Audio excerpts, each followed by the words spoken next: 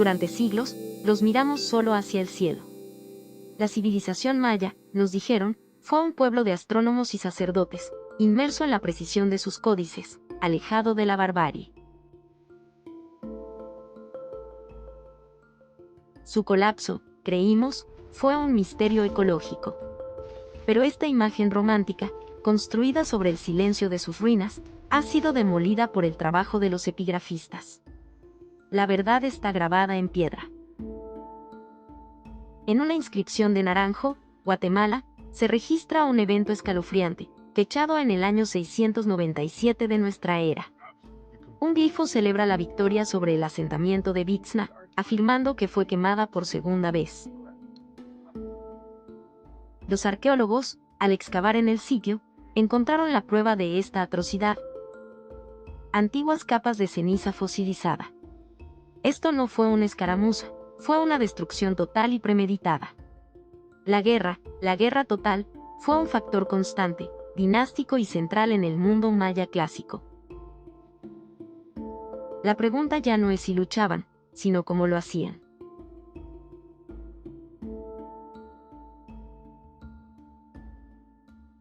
Detrás de los templos y observatorios se ocultaba un código bélico sofisticado. En los próximos 20 minutos, desenterraremos el arsenal de obsidiana, la organización militar que equilibró a reyes y guerreros, y la estrategia dictada por el movimiento del planeta Venus. Esta es la verdadera historia de la guerra maya. Los mayas nunca se unificaron en un solo imperio. En su lugar, el panorama estaba dominado por ciudades-estado en constante y brutal competencia por la hegemonía regional. Las causas de la guerra eran principalmente dos. La primera era puramente económica, el control de las rutas comerciales.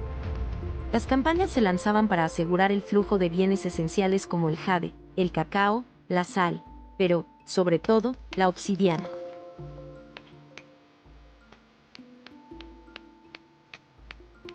La obsidiana, ese vidrio volcánico, era el acero de Mesoamérica. Sin ella, no había armas de corte.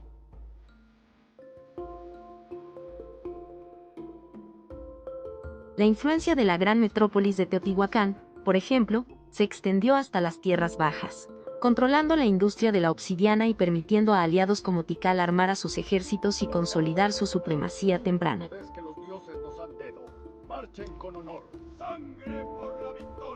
Controlar la obsidiana era controlar el poder militar.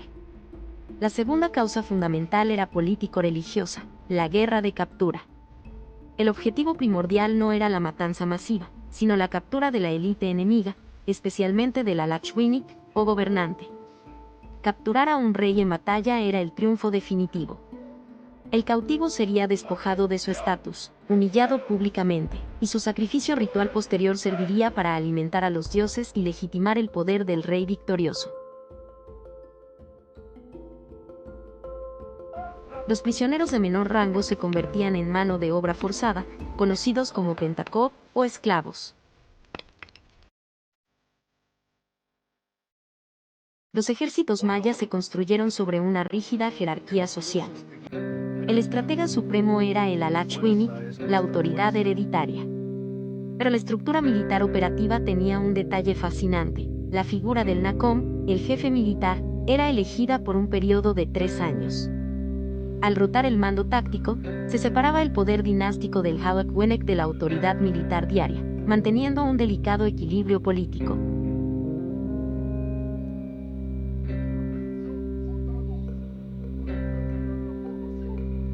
La infantería se componía principalmente de campesinos movilizados, Balvinikov, y soldados bajo el mando de los nobles locales, los Batabov. La guerra comenzaba con el ritual. Los guerreros de élite se sometían a rigurosos ayunos y rituales de autosacrificio para obtener la bendición de los dioses antes de la campaña. Pero el campo de batalla era también un teatro de guerra psicológica. La élite guerrera se ataviaba con tocados de plumas, orejeras de jade y, de manera crucial, pieles de jaguar. El jaguar no era solo un símbolo, era poder.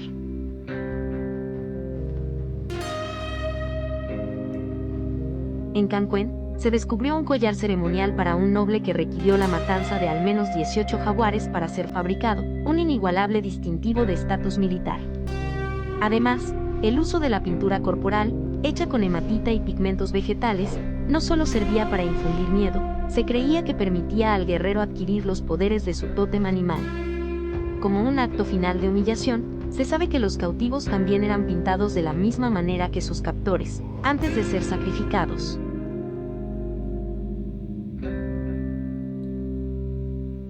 Los famosos murales de Bonampak nos ofrecen la ventana más vívida a esta parafernalia bélica, a estos desfiles de terror ceremonial. La tecnología de corte maya se basaba en la obsidiana. Este vidrio volcánico, al ser lascado por presión, producía un filo más delgado y afilado que cualquier arma de metal. Aunque frágil al impacto, su capacidad de corte era devastadora en combate cercano. El arma más distintiva era la macuahuitzoctli. A diferencia de la pesada macana azteca, la versión maya era un mazo corto, de alrededor de 50 centímetros, pero letal. Estaba forrada con filos de obsidiana prismática en sus 4 caras. Ideal para el combate brutal en el cuerpo a cuerpo. Para el alcance intermedio, el guerrero utilizaba la lanza o tepostopilli. Era un arma larga de madera con una cabeza ancha, también alineada con múltiples hojas de obsidiana, combinando la penetración de una lanza con el daño de un arma de corte. La infantería de choque se armaba con lanzas de punta de piedra afilada, conocidas simplemente como bear. Pero no todo era corte.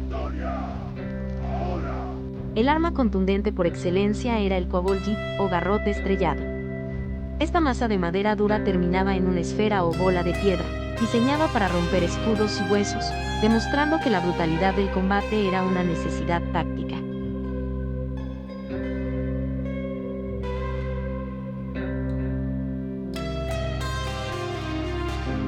Y aquí viene el detalle estratégico: el arsenal maya estaba optimizado para la captura.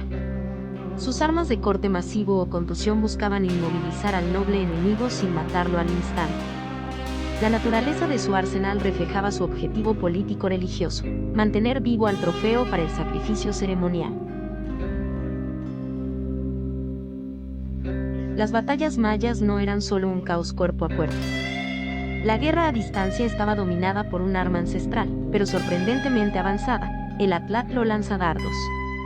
Conocido localmente como julche, este propulsor actuaba como una extensión mecánica del brazo.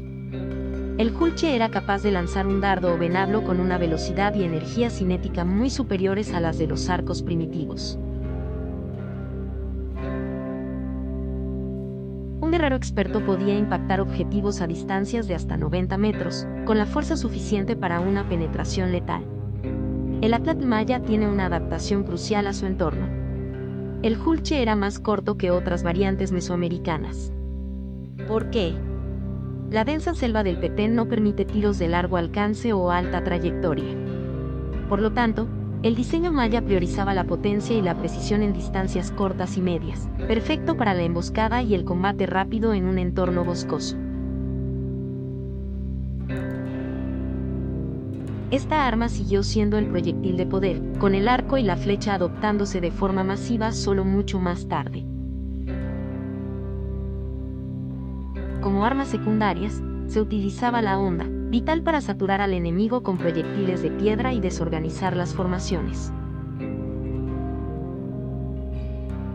En cuanto a la defensa, la protección principal del guerrero era el chimayi, un escudo reforzado con madera dura y, a menudo, con pieles de jaguar, manifestando una vez más el poder del depredador. Pero su defensa más efectiva era la cota de algodón.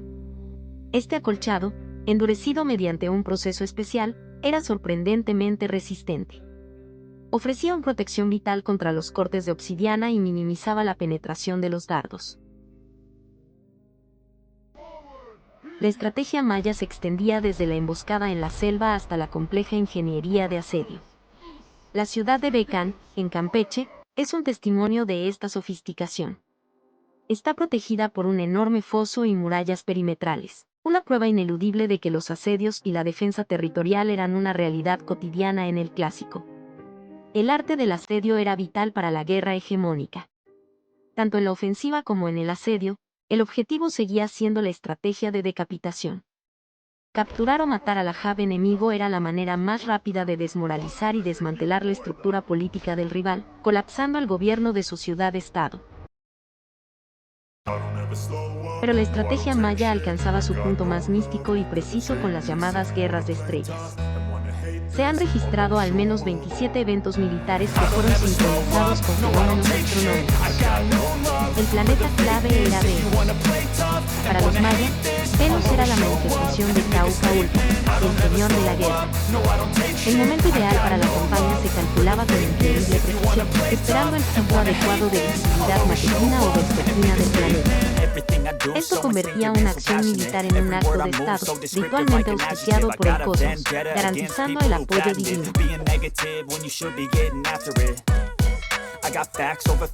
Esta dinámica de guerra se define en la rivalidad legendaria entre Tikal y el reino serpiente de Calakmul. Fue una auténtica guerra fría mesoamericana que duró siglos. El punto de inflexión ocurrió en el año 562 después de Cristo, cuando el líder serpiente, testigo del cielo, lideró una ofensiva que derrotó y saqueó a Tikal. Las ciudades menores, como Naranjo y Quiliguá, se convirtieron en peones, cambiándose de alianza constantemente. Este conflicto constante muestra que la guerra era el verdadero motor de la dinámica de poder maya. El legado de la guerra maya es una dolorosa paradoja.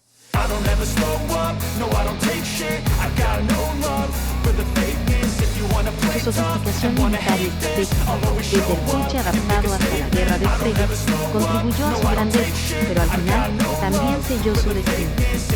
El colapso clásico no fue solo un desastre climático, sino una falla política. La intensificación de la guerra dinástica agotó los recursos, lo que es más importante, impidió que la élite respondiera eficazmente a las presiones ambientales y administrativas. La guerra se volvió endémica, como en la región de Petespatún, desintegrando la estructura del gobierno. Pero el impacto más profundo de esta guerra sin fin no fue solo la muerte en el campo de batalla. Fue el inmenso desplazamiento de población. Los conflictos crónicos interrumpieron el comercio y la producción de alimentos, forzando a miles de refugiados a abandonar sus hogares. Estas oleadas de migración desestabilizaron las ciudades vecinas, agotando sus recursos y acelerando la espiral de colapso de las instituciones políticas en toda la región. La civilización maya nos enseñó a medir el tiempo y a trazar el cosmos. Pero usó ese mismo conocimiento para desatar una violencia fratricida. Sus ruinas no son solo un testimonio de conocimiento y arte, son el silencioso monumento a un pueblo que dominó las artes de la guerra y, en última instancia, se consumió por ellas. Si el pulche era tan poderoso, ¿por qué fue reemplazado por el arco? Si la obsidiana cortaba mejor que el acero, ¿por qué no pudieron resistir a los conquistadores? Déjanos tu opinión en los comentarios.